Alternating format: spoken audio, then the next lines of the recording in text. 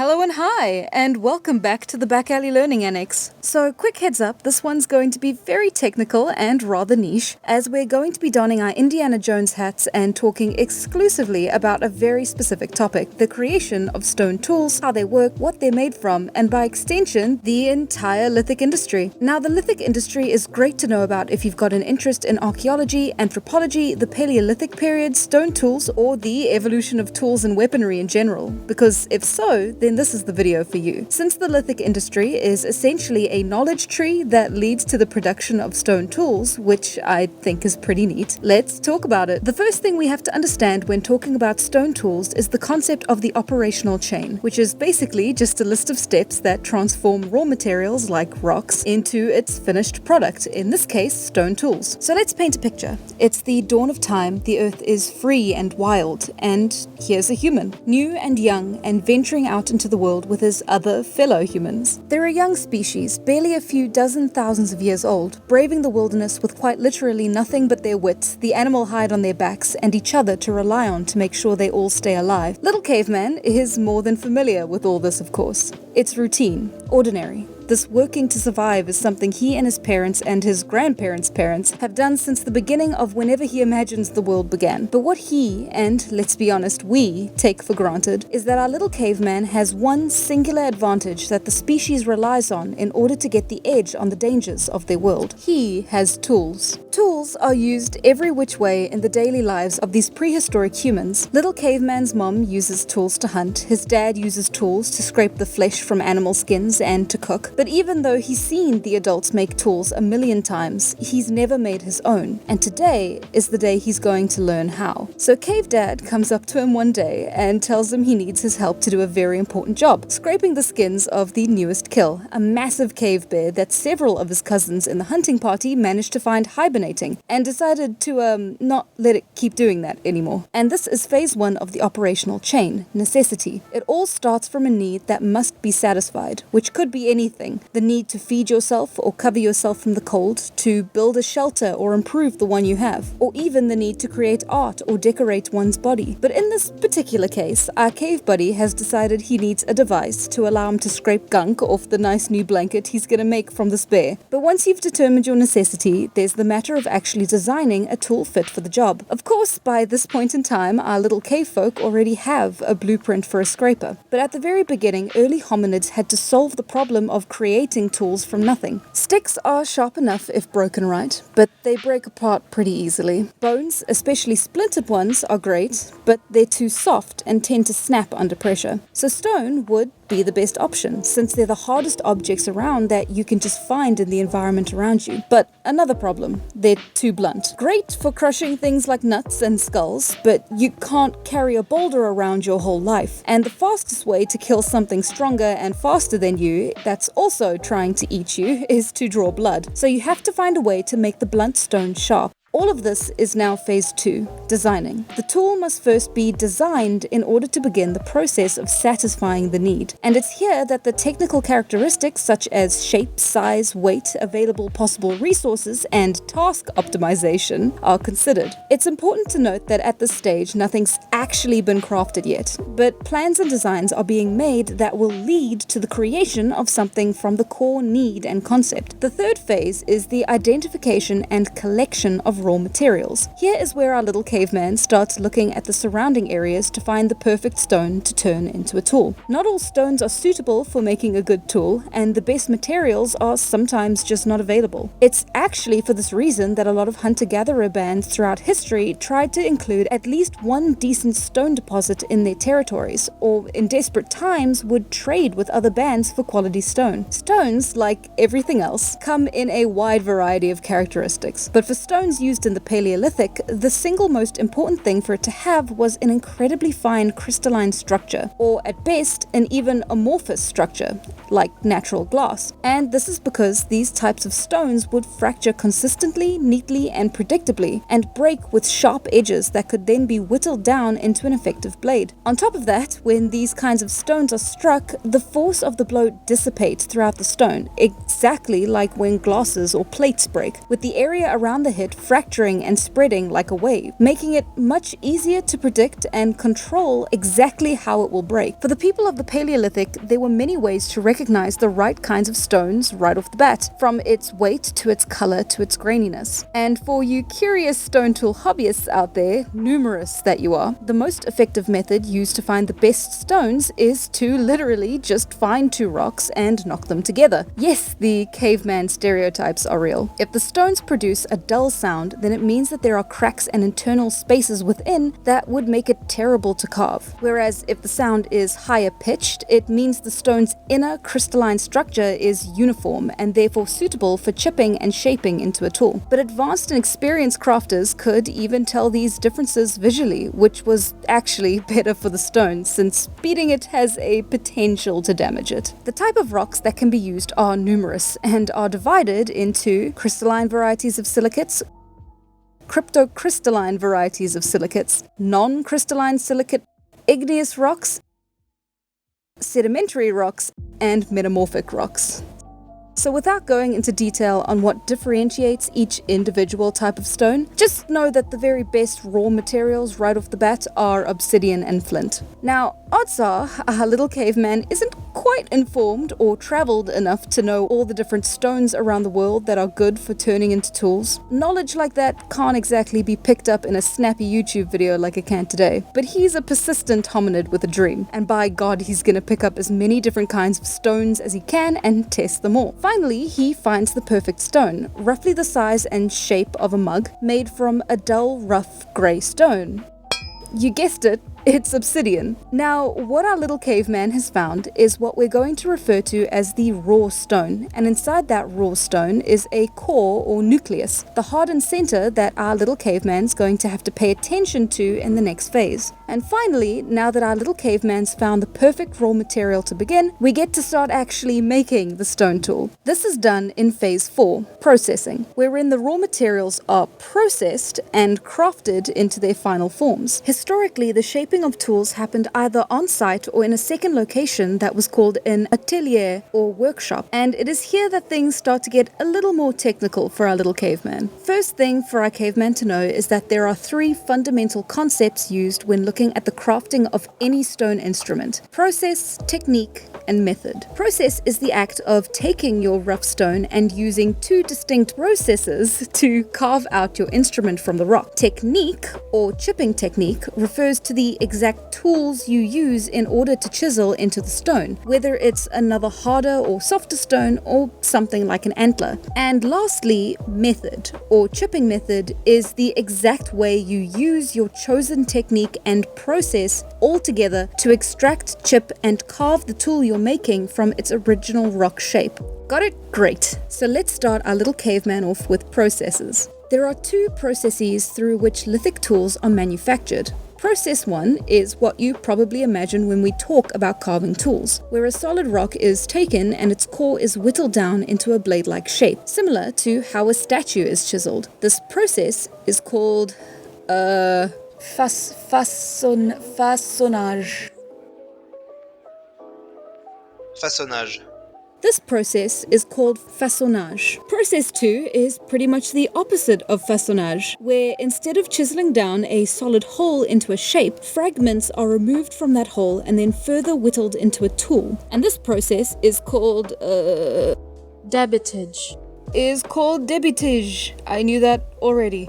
Mission failed. Debitage. Now these are just the basic 2 classifications used for making stone tools. Façonnage's rules are pretty straightforward, but debitage is a bit more fluid, where you could use pieces that were trimmed off any old tool while it was being made, and then further shape them into more tools, which would then make those tools debitage tools, since they came from but are no longer attached to a larger hole. So let's say our little caveman has had a serious think about it and decides that he wants to make a scraper using the debitage process. Since it means that if he messes up the first time, there still may be salvageable parts of the original stone there for him to try again. Great news. But not so fast. After you start making the tool from the stone you've obtained, whether you're using the debitage or façonnage process, the actual rules when used to shape those tools are largely the same. Here is where we move on to the chipping technique and chipping method. Again, the chipping technique is the physical action of applying force to the stone to chip away at it until you're left with a usable blade. Of course, this all depends on the technicals, like the way force is applied, the nature and morphology of the tools used for chipping, and the gesture and position of the body, and the way in which the crafter holds the stone in their hands. It really does take a lot of skill, finesse, and talent to make the stone tools you see in museums, even if they do look primitive. But for you playing along at home with our little caveman friend, the chipping techniques go like so. Direct percussion with hard stones.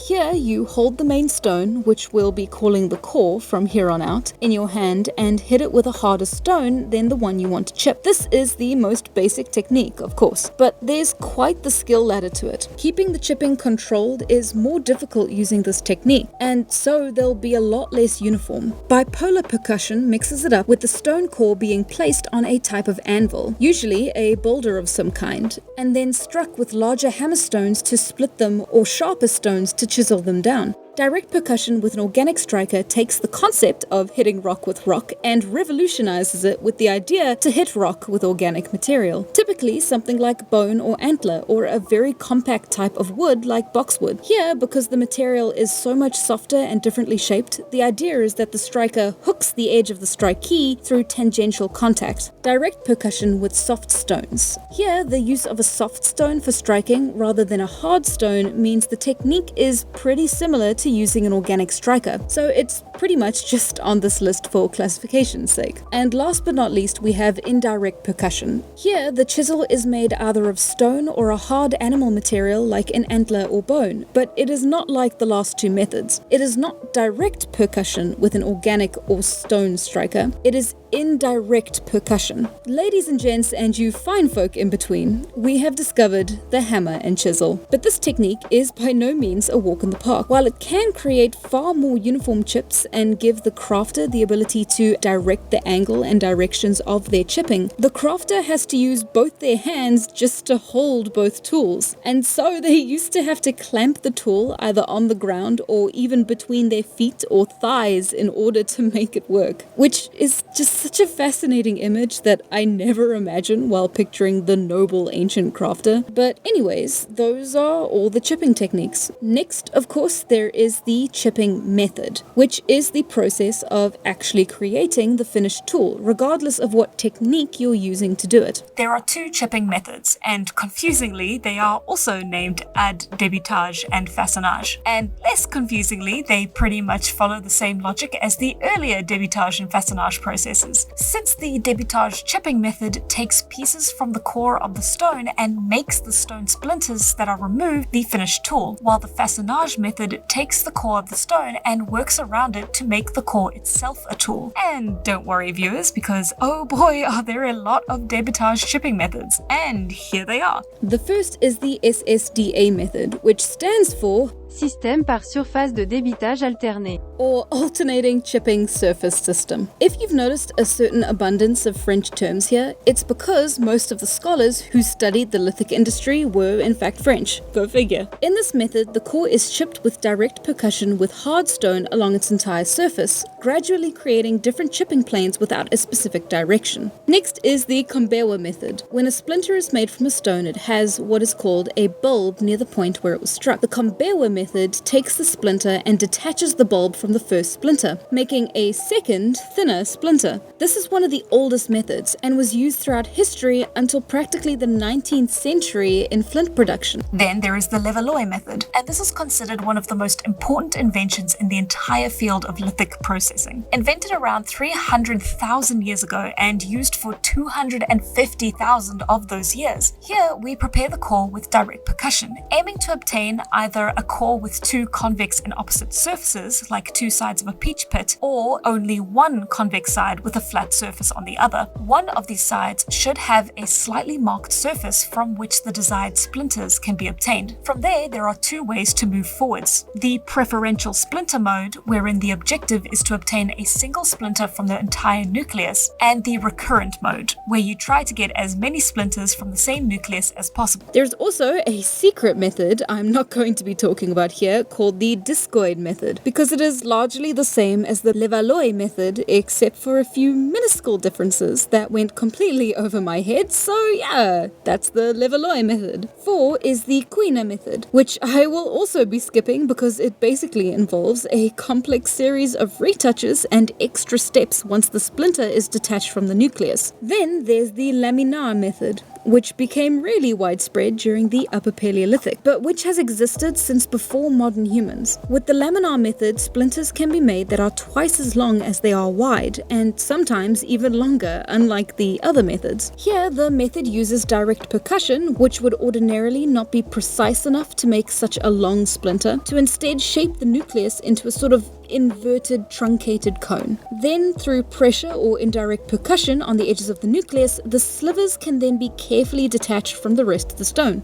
So those are all the debitage chipping methods. But again, there are also façonnage chipping methods. But don't fear, no more lists. The façonnage method is a different beast entirely, as it doesn't really have any distinct production methods that I can list here. Again, the façonnage method is the process of shaping the core into a suitable shape by touching up the surface area around it. And the tools made by this method are instead sorted into the specific shapes they were carved into. These are, and yes, this is a list I lied before, the chopper, which is chipped only on one side, and the chopping tool, which is chipped on both sides. The amygdala, which is a symmetrical instrument chipped on both sides and shaped into a triangle or almond. The spheroid, sometimes called a bolas, which is shaped to be as spherical as possible, go figure. And the preforms, which are specific shapes that can later be used as either tools such as axes or be immediately used as cores for debitage. So that was a lot of information all at once, so let's check in with our little caveman. Good news! He successfully made his tool. It's a beautiful little obsidian scraper, one that he carved out with direct percussion and a hard stone, using the Levallois method. He splintered off a good-sized chunk and then chipped it off a little to the perfect size. Not bad for his first time, but once you have your quote-unquote finished tool, you can always make improvements, and these were done through retouching, which is the act of shaping existing tools in another form of façonnage. And the most precise tool that can be used in retouching is the burin. The burin became a fundamental part of toolmaking from the Upper Paleolithic onwards. It is a hard stone awl that was made in a similar way to the laminar method, but was created with a thick triangular shape. The burin allowed for Paleolithic era humans to conduct extremely precise retouching, and also the ability to create elaborate engravings in softer materials like bone and wood, and were also used to create the incredible hafted tool, which were stone tools with wooden handles. The burin was a revolutionary tool for the field of stone crafting. Seriously, these little rocks were insanely useful. In fact, they got so good at it, there's even the micro burin technique, a technique that could make absolutely minuscule chips, to the point that they were able to carve micro lamellae, and led to the crafting of stone arrowheads, javelins, fishing hooks, and harpoons, and the first sickles used on wildgrass. The burin was the single most metal thing to happen to the world of lithic production until the Middle Age, reached between the Epipaleolithic and Mesolithic period. And after his retouching, our little caveman is finished. His first tool is perfect for the job, and he has a bright future ahead of him as a craftsman. So, looking at the entire process of the lithic industry, I think the one big point we can draw up is that cavemen were not the simple Neanderthals, for lack of a better term, than what pop culture and a lot of the general public tend to believe. The number of methods and systems and the different types of tools we've seen alone prove that our prehistory is filled with intelligent design, thought, and engineering behind the act of making tools, all of which were used to advance our quality of life and odds of survival. And given what little our ancestors had to work with, truth, a lot of their creations are extremely impressive and showcase lifetimes of discipline and dedication to a single craft. And if you'll allow me to get sappy for a minute, I think there's something deeply meaningful in the idea that humans truly can make anything from nothing, and that in a very real way our ability to craft and create has evolved alongside us as a species, making it something almost intrinsic to the human experience. It's a really beautiful thing if you think about it. Or maybe not. I too tend to be dramatic about these sorts of things. As always, a huge thank you to Vincent P for helping me not only come up with the concept for this video, but also doing all of the research. I couldn't thank you enough, and this video would not exist without you. To all of you guys, I hope you enjoyed watching our little caveman and this video, and maybe know a little bit more about how stone tools were made back in the day. Because if there's one thing those primal podcasters don't know, it's what a burren is. Thank you all, and have an amazing day. I can't wait to see you next time. And if you like this video and my other content, then may I direct your attention to my Patreon. It's brand spanking new, and if you join for as low as $1 a month, you not only get to see your name in the credits of every single one of my videos, but for $5 and up, you also get to see all of my videos a week early, as well as get digital access to some of my art that you get to download and own forever. Hopefully, we'll be able to build as nice a community there as we have on this channel. Thanks again, and goodbye!